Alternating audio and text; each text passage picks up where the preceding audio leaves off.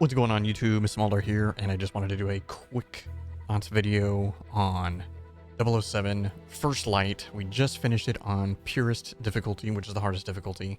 This is by IO Interactive, the guys who have done the most recent Hitman games, and I just want to say this game was a joy to play, beginning to end. Is really, really good. If you like that Hitman, like, kind of DNA, because it definitely has that throughout the whole game. I would say it's maybe a little bit like Hitman Light in terms of, like, the combat and all of that stuff, but it leans much more heavy into the story, the characters, the presentation, and all of that. It's definitely much more, like, they went hard on it. Characters are really likable, really believable, enjoyable. The conversations, the way the dialogue flows is much more natural than most games, I would say, that I've actually played. And then talking about the gameplay, it's very, I don't know, I think it works very, very well. My only complaint, we'll go ahead and start with that, really is sometimes the stealth, it's either too easy or too difficult. Meaning, like, I can do stealth takedowns on people that's clearly in view of another person and they don't notice. And then other times I get noticed when I clearly shouldn't be noticed. That being said, the game gives you a ton of tools, a ton of gadgets, you know, hey, it's Bond, to be able to do what you need to do, gives you a plethora of different options of be able to do your objective, whether that's sneaking past stealthily, just guns blazing your way through, or a little mixture of both.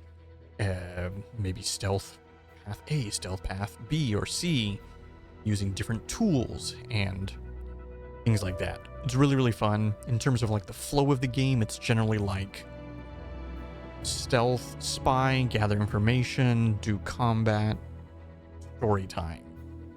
Kind of like that constantly, and I think the flow is pretty good. Yeah,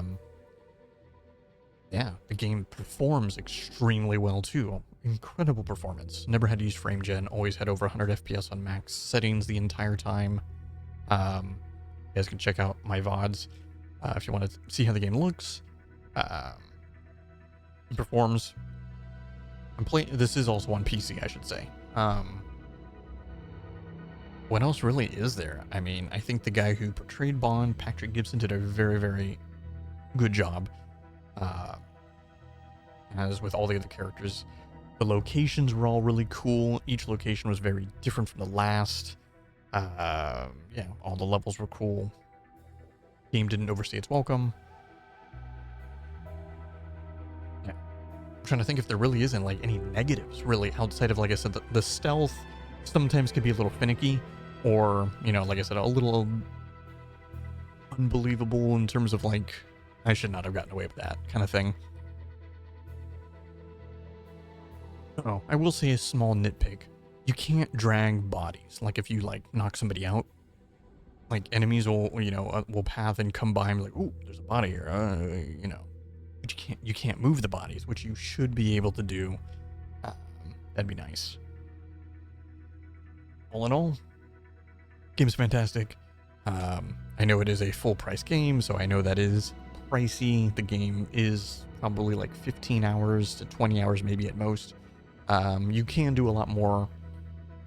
They call these the tactical simulations, basically challenge runs, so that can add a lot more time for you, but still, full price game is, you know.